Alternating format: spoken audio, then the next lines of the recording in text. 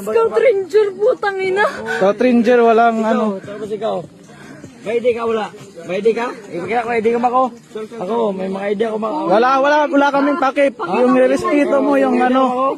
Isang tao na nagpapanggap na siya daw ay ranger, pero wala siyang maipakita na ID. Tara, panoorin natin kung paano yung pag papanggap niya. Hindi ko rin kasi maintindihan kasi ano yun, parang Bisaya ata yung kanila o part ng Visayas o Mindanao ata yung salita nila. May ID ka wala?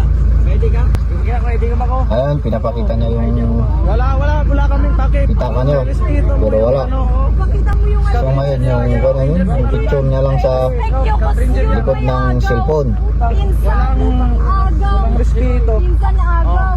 Tapos ganyan yung Mac, ano oras nasubang ko Mac? Ayan yung hindi ko alam kung nakaalita na tong babae na to kasi parang umiiyak man. Hindi alam kung ano yung ginawa niya dito. sa'yo kasi hindi ako naniniwala na makakauwi kang buhay sa Tangingrang Ranger. Buti may mga tao na nakakita. Parang lasing din kasi. O nakainom. Ano ba? Nabati ko sa'yo, di ba dito? Lalaban ako sa'yo kahit Scout Ranger ka, wala akong pakialam. Ano ba? Ano? Ah, Ano ba? May isa ba sana dito wala? hindi ko alam sa'yo kanina. Anong Huwag ka maganyan, Mac. Huwag mo kitalin, Mac. Pinsan namin. Di ba, Mac? Ay mo naman kasing ipagmayabang kahit totoong ranger ka, huwag mong ipagmayabang. Ate, Kasi dinadamay mo lang yung yung isang respirado na organization ng ESP. tapos may kasi gusto yung sakit. Tawagan mo asawa mo. Yan. Sa'yo, ang sabi ko, pupunta ako sa pinsan ko kasi hihingi ako ng 50 pesos pang gasolina kasi hindi ako nakauwi sa bahay. Tapos, Ayan. sige daw. Tapos, bakit yaya ka namin ka magsama Pag malaki ka kasi Scout Ranger ka? Oo. Putang ina mo, Scout Ranger ka?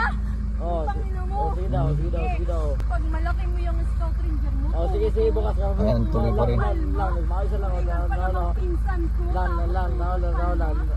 Maayos niya lang. O yun, hindi naman, binibidyo pa siya lang. Makmak ba?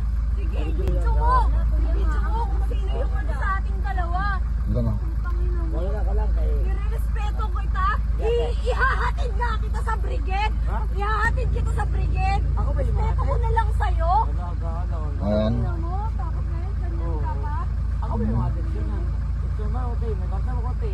Kami, sinunod ako. May pera ka naman pala eh. Ba't pinapirahirapan mo pa kami? Knowledge talaga? Utangin na mo yung knowledge mo na yan. Pangbobo yan. Tara na mga kay. Uli na kay. Pabay kasi